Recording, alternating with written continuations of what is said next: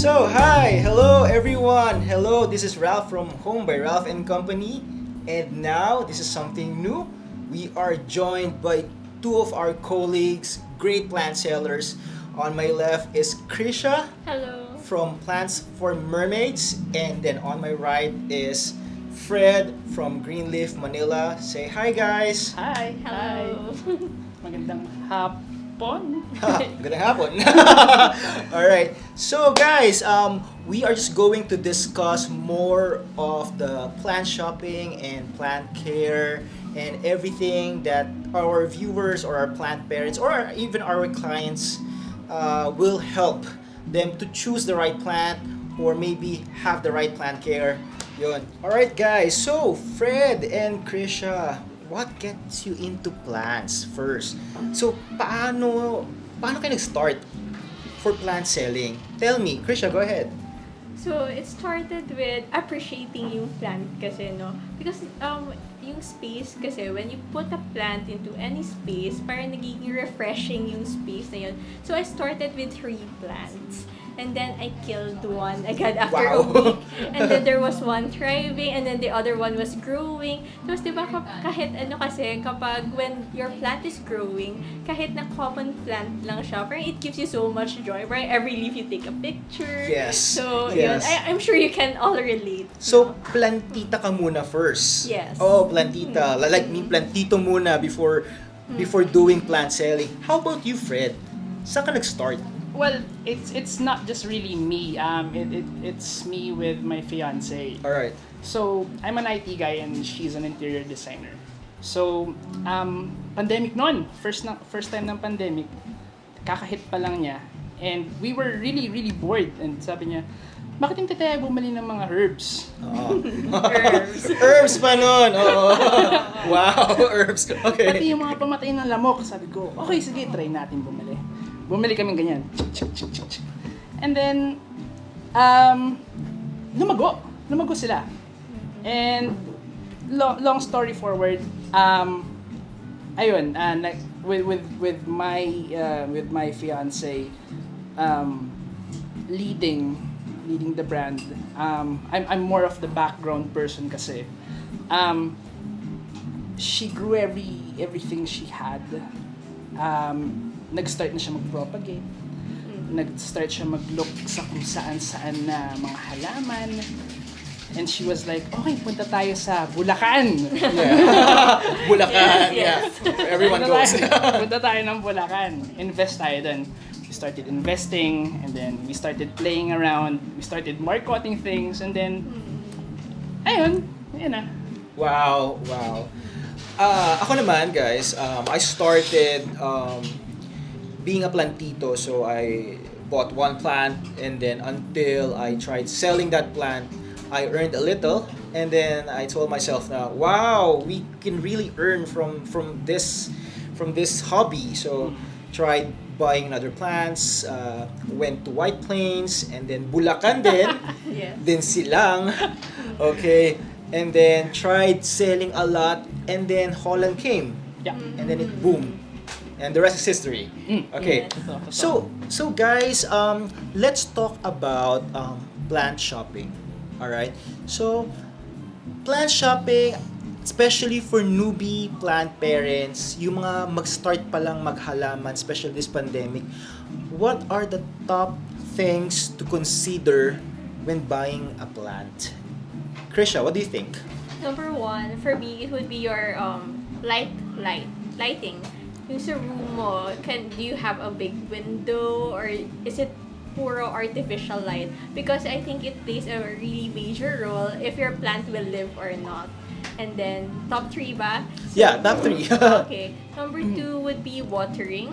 So, you should, kasi each plant parent may different watering habits. Merong tamad, merong masyadong Yeah. gusto naman mag-water. So, yun. Different plants can thrive with different kinds of plant parents. So, kung mas tamad ka dun ka sa mga once a week, once every 2 weeks Yes. lang. And then, kapag mas gusto mo dun ka sa mga mahilig sa moist soil. Yeah. Kung gusto mo na palagi kang nagmi-mist or yun. So, yun. Number 2 would be yung watering. And Watering. yung number 3 would be your time. Kasi do you really Time. have the time to take care of the plants? Yeah. How about you, Fred? Ano masasabi mo? Well, I think Krisha covered everything naman eh. Watering, lights, and I guess the most important thing that I could just possibly add is you would want to make sure na gusto mo yung binibili mo. Whether or not, kung magkano man yan, kung mahal man yan, hundreds to hundred thousands, kung mahal mo talaga yung halaman mo, maaalagaan mo yan. And you'd actually get the time to do it. Yeah. Maniwala ka sa hindi. There will be times na me and my fiance, we would wake up at 5 a.m. And then, ay, kamusta na kaya yung mga bigonya? Ay, kamusta na kaya Buti yung... dalawa kayo na Yeah. mahilig sa Yeah. plants. And we're like, oh, bakit nakapatay na naman yung pang-mist? Oh, yung grow light. Yeah, you just really have to make sure that gusto mo yung binibili mo. It's you don't have to put yourself onto the uptrend on what's the hot plant. You just want to make sure that you love it. Okay, guys. So now I think our plant parents kind of know what are the things to consider when it comes to buying plants. The basics: we have lighting, we have watering, placement of the plant, kung saan siya ilalagay. Alright? And dapat gusto mo yung binibili mo. Diba, Fred? Okay. So, next naman, what do you recommend when it comes to what's the best place to shop for plants? So, ako, as much as possible this pandemic, I don't want to go out. Okay? I usually buy all my stuff online. But if you're going to suggest to future plant parents, to the newbie ones, what's the best place talaga? HOMEbyRALPH. No, of course, thank you. No, for you, Krizia, like, saan ba talaga do you recommend buying online or do you recommend going to garden centers? Ako kasi, I used to buy from garden centers, especially when the Holland plants came. So, garden centers, you have a lot of choices. Pero kasi, parang there were times na yung soil, I'm very particular with the soil. Yung iba kasi sobrang hard na, ganun. Yeah. Kaya, I resort to buying my plants na online these days. And yun nga lang, when you have to buy online, you have to buy from a trusted source. Yes. You have to make sure na quality yung plants na mabibigay sa'yo. Kasi, with online shopping kasi, you don't get to really choose the pot, no? Tama, So, tama. dapat you have to trust that they will give you a good one that will live. Tama. Diba? Yeah, So, correct. yun. You have to be a little particular lang din. You have to ask questions. How big ba? Kasi minsan sa picture lang pala, tapos maliit Yeah, pala. correct. So, you have to ask questions din yun. And you should just buy from a trusted source para Trusted source. happy ka. Yeah. So Yun. Krizia is more of 50-50 garden centers and online. How about you, Fred? I couldn't agree more with Yeah. Krisha. If you can stay home, then buy online. Wag kayong maghihiya magtanong. Wag Ask mahiya magtanong. questions, ask for pictures, try to research how what's the correct word for it? Kung paano ba ka-reliable ang plant seller? Feedback, yeah. Customer Ask- reviews. Yes, yes, and also ask for certificates. Certificates, importante yan, guys. Certificates, yan. Very, very hot item. Yeah. Ngayon, yeah. So, as much as you can buy online, just make sure that you try to cover everything from, ate, ano po bang itsura niya sa isang pot? How many stems does it have? Gano'n na po katagal sa inyo? When was it? When did you make tanim of it? Kailan po ba siya na-propagate? And so on and so forth. Ang dami yung pwedeng itanong sa kanila. Please feel free to ask questions. Kasi, ayun nga, in the end, quality ang hinahanap natin lahat. Quality. So, ako naman, for me, like, if you're going to ask me, of course, I will definitely tell online. You know, online platform is a very effective tool right now. We've gained a lot of income selling not just plants, of course, it's the full experience. You know, us plant sellers, we just don't sell plants. We sell our service, we also have our after sale service. Yeah. It's a full experience. Yun yung binibili sa atin ng mga kliyente natin. Tama. And yes, going to garden centers will give you another experience, but of course, this pandemic, a lot, like 70% of our clients buy online. Yeah, it's for their safety, you Yeah. know. Once again, sabi nga ni Fred, huwag mahiya magtanong. Yeah, if you can ask everything until the simplest detail. Yeah, kung anong soil ang gamit, saan galing, gaano nakatagal. Yan. So, guys, Actually, there's just one more thing that I'd like to add. Just make sure that the person, or I guess the place where you're buying the plants from, make sure that they are very reliable. I've personally experienced buying plants that were told, well, I was told na they were up to par or they were of quality. Thing is, when they get to me, I was like, no to. so guys, now you know that these two guys are one of the best in the industry. So if you're a plantito or plantita, you know where to go. Krizia and Fred, find them on Instagram. Alright? So guys, for our next topic, ito naman. Ito yung tanong ng maraming plant parents. Alright? Plant care. So, ano ba talaga? Siyempre hindi na tayo bibili. Kailangan talaga natin itong alagaan. Hindi naman to artificial. May buhay ang mga plants. Krizia, give me one, ito na lang, one, the ultimate thing to consider when caring for plants. It would be, I think it's really your time, because you have to be able to know if you can spend time caring for them. Kasi especially right now, we don't buy naman yung mga 50 pesos na lang, di ba? Yes. Yung iba abot hundreds of thousands, Hundreds di of ba? thousands. So you have to make sure you really have the time to take care of them, to provide it adequate lighting, adequate watering, may fertilizers pa, and all the pest control na you have to tackle. Hindi lang to kasi na basta bibili ka lang na maganda, di ba? And lalagay mo lang dyan, mabubuhay na siya. Pabayaan You mo na. really have to care. So you should have a gauge of how much time you can spend or how you can make time, di ba, if you don't have. So time is really important, guys. For you, Fred, apart from time, yan. Kasi oo nga naman, kung wala kang time, diba? Especially for example, if you're traveling far, hindi pwedeng iwan mo lang yung halaman mo. You have to find something to make them alive while you're away. Apart from time, ano pa yung mga idadagdag natin para sa ating mga viewers? Ako naman, I would say na you try to invest at good lighting. Good lighting. Good lighting. Most of the plants kasi they thrive under really great sunlight eh. Sabi nila magtatagulan na eh, hindi naman na ganun ka ano yung weather dito sa Pilipinas, unlike sa ibang bansa. So try to invest on good lighting. Great grow lights are available online naman. As well as misting products, what you would like to do with them is you try to mimic the environment that they were at.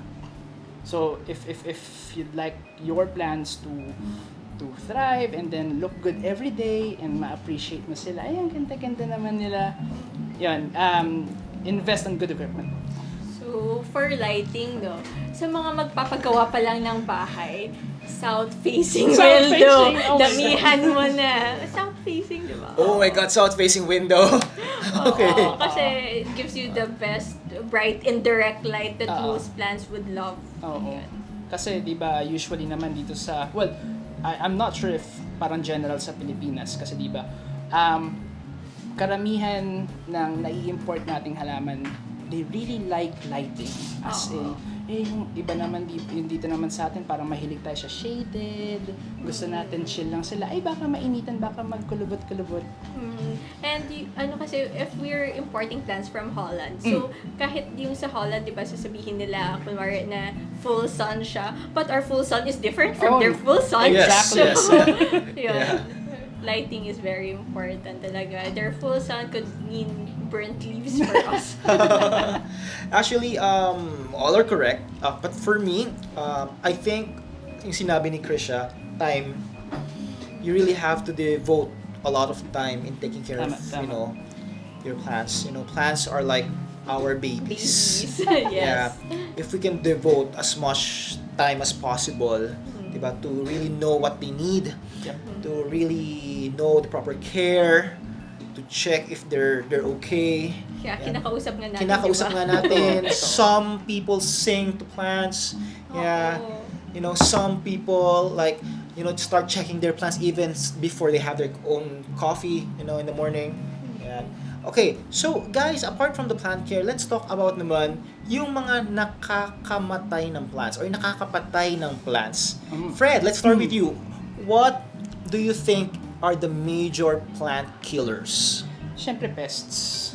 Number one pest, aphids, yung mga bukbuk, they're everywhere. Make sure lang siguro na you're ready for that. If you buy, like, if you have like this very beautiful plant and then you get something na may infect ng aphids, naku, ang hirap. Oo. It's like you would have to, I guess a good term to use is parang kailangan pa i-isolate yung other plant para hindi sila mahawa. Kasi the moment na magtalon na ang pest from yung sa halaman na infected, ay nako, ang malata yun. Yeah. Ang pag-re-soil, napakamatrabaho. So Yes. yun. Aphids. So pest. Pests. For you, Krizia, give one top plant killers for you. I think the ultimate plant killer would be overwatering. Overwatering. Diba? Especially for new plant parents, we think that plants love water, so we tend to water every day. But Yeah. yun, wala, patay sila if you water every day. So, yun, kaya nga, depende nga din sa style mo talaga. If you want na yung once a week watering lang, yung once every 2 weeks lang, or kung Yes. gusto mo nag-water every day, you choose the right plant for your style. Yeah. All right. So now, guys, we have discussed top 2 plant killers. Of course, Fred, pest. Yeah. Sino ba yung may gusto ng pest, di ba? And for Krizia, it's overwatering. Yeah. The best plant killer pa rin, overwatering. You know, people, especially, not saying the old ones, you know, most people try to overwater because we have a basic knowledge of if it's plants, it should be watered regularly. Tapos diba when Yeah. you were growing up, parang everyday naman sila nag-water. But Yes. Yeah. So for our plant parents there, you should know when to water your plants. You can consult us. You can consult your friends, your colleagues, your co-plantitos and plantitas. Yeah, you do not water them on a schedule. Every plant has their own time to water. You can check the soil. Yeah, you can use a moisture meter. Maraming ways, guys. Yes. Yan. And our last question is, what are your favorite plants? Kasi lahat tayo may favorites. Ang hirap ng tanong. Wait lang. I'll start na. Library. I'll start na. So my favorite plant, ako I love philodendrons. Alright. Philodendrons kasi very sturdy. Kahit saan mo ilagay, pwede. And it's a fast grower. It's an easy grower. After mag-grow ng isa, after niyan, siguro a few days, meron ng isa ulit. And then, hindi sila maarte when it comes to watering. Yes, Yeah. So, actually, philodendrons oo. talaga, guys. Krizia, what's your favorite plant?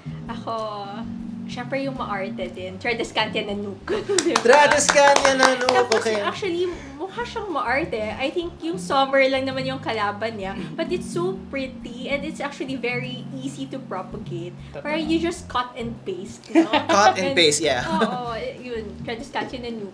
Alright. Ralph has it. Yeah, Tradescantia. How about you, Fred? What's your ultimate favorite plant? Personally, my ultimate favorite plant will be Phytonias. Phytonias. Yeah. Yeah. Mahilig ka Believe that. magdilig. Phytonias kasi yun. Gusto ko magdilig. At the same time, na-amaze ako when they go, kasi pag underwater na sila, nagwi-wilt sila. Yes. I-bottom water mo sila, and then hayaan mo lang siya doon, and then just parang tignan mo lang siya, and then in no more than 10 minutes nakatayo na siya ulit. Wow. Nakakatuwa tignan, parang nagta-time-lapse ka, ay ang ganda Yes, naman. nag-time lapse din ako ng Petunias. Oo. Alright. Ralph So, has it. well, Fred has a lot of pitonios, guys. All right, and to close this discussion, guys, I would like them to invite you to their social media accounts. Krisha, why like invite? Hello, so I'm Krizia again, and please follow my Instagram account, Plans for Mermaids. All right, and Fred. Hi, thanks again, guys, for watching. Fred, on behalf of my fiance Lelaine, I love you so much. That's why I'm here. Please follow us at Greenleaf Manila on Instagram. We are not on Facebook. We are more than happy to help you out. All right, and this is Ralph from Home by Ralph and Company. Guys, until next time, next week. So, happy weekend. Bye! Bye.